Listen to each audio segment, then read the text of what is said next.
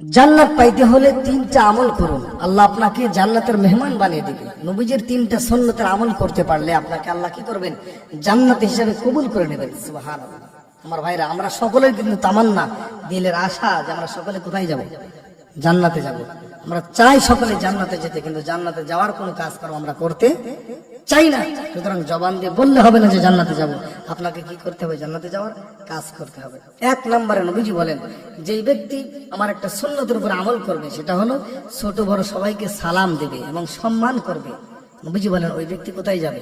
জান্নাতে যাবে। আল্লাহ খুশি হয়ে তাকে জান্নাতে পৌঁছায় দেবে আমি রাসূলের সুন্নতের উপর আমল করার কারণে। সুবহানাল্লাহ। কেননা দুনিয়াতে আপনার সে যত বড় শত্রু হোক, আপনি যখন তাকে সালাম দিবেন, আপনার প্রতি অটোমেটিকলি তার ভালোবাসা জন্মে যাবে। কি করবে? আপনাকে ভালোবাসতে শুরু করবে। আপনার প্রতি রাগ, অভিমান, গুসা কি করবে না? থাকবে না। আমার ভাইরা, আল্লাহ নবী বলেন, মাল্লাম ইয়ারহাম সগীরানা ওয়া লাম ইয়াকির কাবীরানা ফালাইসা মিন্না। যে ব্যক্তি বড়কে সম্মান করে না, ছোটকে চেনাও করে না, ওই ব্যক্তি কখনো আমার উম্মত হতে পারে না। আজকে দুনিয়ার ভিতরে বড়কে সম্মান নাই, ছোটকে চেনাও আমাদের মধ্যে নাই, এবং একে অপরের সঙ্গে দেখা হলে আমরা সালাম বিনিময় করি না, যার কারণে আজকে আমাদের কোনো কাজ কর্মে মহান আল্লাহ খুশি হয় না। নবীজি বলেন, মুসলমান ভাইয়ের সঙ্গে দেখা হলে আগে কি দাও? সালাম দাও, এবং ভালো মন্দ কি করো?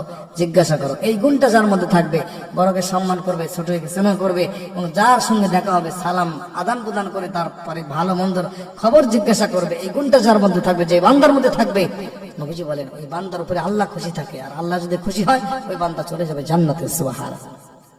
আমার ভাইরা, 2 নম্বরে নবীজি বলেন, সাহাবীরা শোনো, 2 নম্বরে ওই বান্দাকে আল্লাহ জান্নাতে প্রবেশ করায় দিবেন যে বান্দা দুনিয়ার যে প্রান্তেই থাকুক না কেন, আল্লাহর ভয়ে নিজের গুনাহ ছেড়ে দেয়।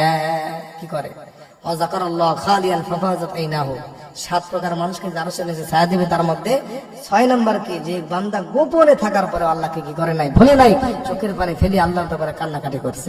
এই জন্য 2 নম্বরে যেই বান্দা যেখানেই থাকবে আল্লাহকে ভয় করে গুনাহটা কি করবে? ছেড়ে দেবে। আমার ভাইরা, খলিফাতুল মুসলিমিন হযরত ওমর ফারুক রাদিয়াল্লাহু তাআলা আনহু এত বড় একজন খলিফা ছিলেন। তার একটা অভ্যাস ছিল, মানুষের মক্কার গলিতে গলিতে ঘোরাফেরা করতেন আর গরিব দুঃখী মানুষের খবর নিতেন। সংক্ষেপে বলতেছি, খলিফাতুল মুসলিমিন ওমর হঠাৎ করে একদিন ঘোরাফেরা করতেছেন গভীর রজনীতে। হঠাৎ করে ঘরের মধ্যে থেকে আওয়াজ হলো, মা মেয়েকে বলছে, মেয়ে রে, দুধের মধ্যে পানি মিশিয়ে দাও। ওই মেয়েটা বলতেছে, মা, দুধের মধ্যে পানি মিশিয়ে দিলে হযরত ওমর যদি জানতে পারে আমাদের গর্দান থাকবে না। কতটা ভয় ছিল খলিফাকে দেখে তার। আর ভাইরা, শুধু তাই নয়, এই ওমর সেই ওমর যে ওমর কোন রাস্তা দিয়ে একদিন গেলে 40 দিন পর্যন্ত শয়তান যায় না। যে ওমরের ভয় একটা যুবকের দুধ মদের বোতল দুধে পরিণত হয়ে গিয়েছিল, সেই ওমর ঘরের বাইরে দাঁড়িয়ে আছে। আর মা মেয়েকে বলতেছে, মেয়েরা দুধের মধ্যে পানি মিশাও। মেয়ে বলছে, মা, দুধের মধ্যে যদি পানি মিশিয়ে দেয় তাহলে কি হবে? দুধটা অনেক বেশি হবে, বাজারে গেলে টাকা বেশি পাওয়া যাবে। ওই মেয়েটা বলেন, মা, তুমি টাকার জন্য দুধে পানি মিশাইবা, এটা যদি ওমর জানতে পারে আমাদের কিন্তু গর্দান থাকবে না। মা বলে, মেয়েরে, এই গভীর রজনীতে ওমর কোথা থেকে আসবে? খলিফাতুল মুসলিমিন সব কথাগুলো শুনতেছেন।